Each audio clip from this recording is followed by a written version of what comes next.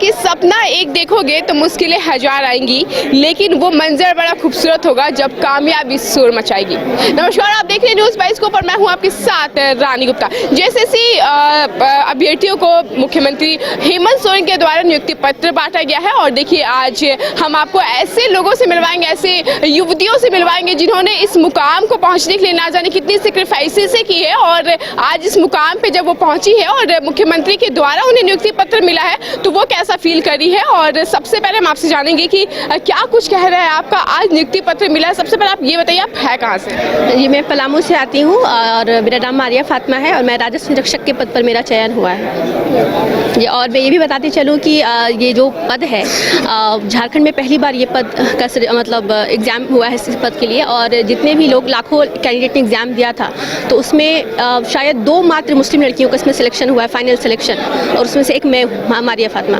तो ये अपने आप में मेरे लिए बहुत, पूरे मुस्लिम समाज के लिए गर्व की बात है कहीं ना कहीं। और मैं ये संदेश देना चाहूँगी सभी मुस्लिम फैमिली को। आप देखें कि आखिर क्या रीज़न है कि सिर्फ मात्र 2 लड़कियों का सिलेक्शन हुआ है। इसके पीछे एक बहुत बड़ा रीज़न है कि हमारे फैमिली समाज में एक तो मेंटालिटी ऐसी है लोगों की कि ऐसा लगता है कि शायद मुस्लिम लड़कियों को जॉब नहीं मिलेगी और ऐसा होता है कि बहुत ही कम उम्र में शादी कर दी जाती है। तो मैं यही बोलना चाहूँगी कि अपनी बेटियों को पढ़ाएं और उनका मेंटालिटी ऐसा बनाएं कि उन्हें ऐसा सीख दें कि आप ये नहीं बताएं कि लड़कियां सिर्फ किचन तक ही अच्छी लगती है, किचन से बाहर भी बहुत बड़ी दुनिया होती है।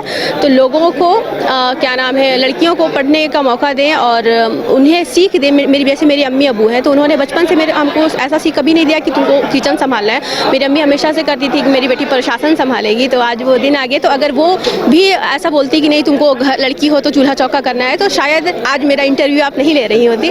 तो ये मैं पूरे फैमिली को, ना सिर्फ मुस्लिम समाज, जितने भी फैमिली है, लड़कियों को प्लीज़ घर आगे आने दें और उन्हें सिर्फ किचन तक सीमित ना रखें। किचन से बड़ी भी बहुत दुनिया है। इस समय से आप इस पोस्ट की तैयारी कर रहे थे? जी, मैं स्पेशल इस पोस्ट के लिए तैयारी मैं नहीं कर रही थी। मैं यूपीएससी की मैंने प्रिपरेशन शुरुआत करा था। मैं प्रॉपर सिविल सर्विसेज एस्पिरेंट हूँ और इससे पहले मैंने जेपीएससी भी एग्ज़ाम दिया था और मैं इंटरव्यू तक गई थी और इंटरव्यू मैंने टॉप किया था और मेरा फाइनल सिलेक्शन मतलब ऑलमोस्ट हो चुका था। उसमें हुआ क्या था कि मेरा कुछ टेक्निकल इशू हो गया था डीवी के टाइम पे, तो वो उस टेक्निकल इशू के कारण मेरा ज्वाइनिंग नहीं हो पाया था।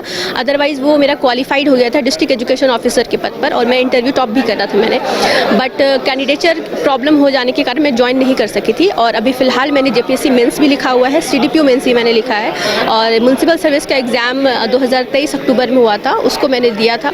तो उसका फाइनल सिलेक्शन इस बार 2024 अक्टूबर में रिजल्ट आया और दिसंबर में डीवी हुआ और अभी फाइनली माननीय मुख्यमंत्री के हाथों नियुक्ति पत्र मिला है। तो वही है। बट यही कि ये पहला जॉब है। बहुत खुश हूँ मैं, बहुत ज़्यादा पदाधिकारी के रूप में आज मैं माननीय मुख्यमंत्री द्वारा सम्मानित की गई, तो बहुत खुशी की बात है। क्या कहेंगे जब मम्मी से मिलेंगे, पापा से मिलेंगे तो क्या कहेंगे नियुक्ति पत्र लेके जा रहे हैं? हाँ, मम्मी पापा, मेरे अम्मी अबू दोनों बहुत ज़्यादा खुश है, बहुत ज़्यादा, बहुत उनकी ही दुआएं हैं जो आज यहाँ तक पहुँच सकी। माँ बाप की दुआओं के बिना कुछ नहीं होता है। मेरे अम्मी अबू दोनों बहुत खुश है और वो लाइव देख रहे हैं। मेरी अम्मी की तबीयत ख़राब इस वजह से नहीं आ पाई, मेरे अबू यहाँ पे है नहीं, वो बाहर है, तो बहुत खुश है और उनकी दुआएं साथ हैं और उनकी दुआओं का ही असर है कि मैं यहाँ। और मेरी दादी आज ज़िंदा नहीं है, वो 1-2 महीना पहले डेथ हो गई। मेरी दादी का भी बहुत बड़ा सपना था कि मैं कुछ करूँ और बहुत खुश थी। वो डीवी के टाइम पे वो हयात से थी और उनको पता था कि बहुत खुश थी वो, बहुत ज़्यादा वो बहुत तहज्जुद में नमाज में दुआ करती थी कि मेरी पोती का सिलेक्शन हो जाए। तो आज बहुत खुश होंगी। देखिए, हमेशा लड़कियों को, मुस्लिम समुदाय में लड़कियों को पर्दा में रखा जाता है और ऐसे में आप मैरिड है,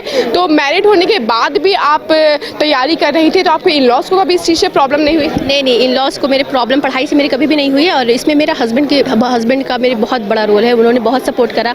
अगर मैं कहूँ कि 2 strongest pillar of my success तो मेरी अम्मी और मेरे हस्बैंड है। उन दोनों के बिना मैं यहाँ पर हो ही नहीं पाती। कहेंगे हस्बैंड के लिए? यही, अगर मैं अशोका हूँ तो वो मेरे चाणक्य है, क्योंकि जिस तरह से चाणक्य ने अशोका को गाइड किया था कि कैसे कैसे क्या करना है, वैसे मेरे हस्बैंड ने मुझे गाइड किया है। तो अब बहुत बड़ा सपोर्ट है, मतलब इतना सपोर्ट है कि मैं लफ्ज़ों में बयान नहीं कर सकती है। ये इमोशनल सपोर्ट की बात होती है। बात ये नहीं होता है कि आप किसी को बस बोल के, सिर्फ शब्दों से नहीं होता, इमोशनली सपोर्ट करना बहुत ज़रूरी होता है। तो वो मेरे हस्बैंड ने किया है। मतलब उनके बिना ये पॉसिबल ही नहीं हो पाता।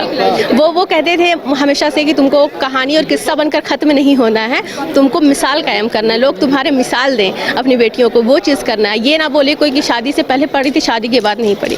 तो बहुत ज़्यादा सपोर्ट करा, बहुत ज़्यादा, मतलब लफ्ज़ों में बयान वो नहीं किया जा सकता है। एक कोट के साथ मैं ख़त्म करना चाहूँगी, मंजिल से बढ़कर मंजिल की तलाश कर, जो मिल जाए दरिया तो समंदर की तलाश कर, टूट जाता है शीशा तो पत्थर पत्थर की चोट से जो पत्थर ही टूट जाए वो शीशा तलाश कर।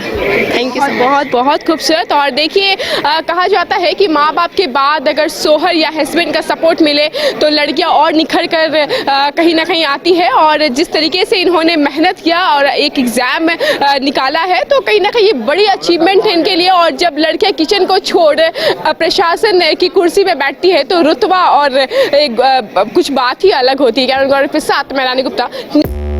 5 राज्य, 61 शहर, 150 प्रोजेक्ट और एक वास्तु विहार। नई सोच, नया घर। बनाए रखिए अपना प्यार, सेवा में है वास्तु विहार।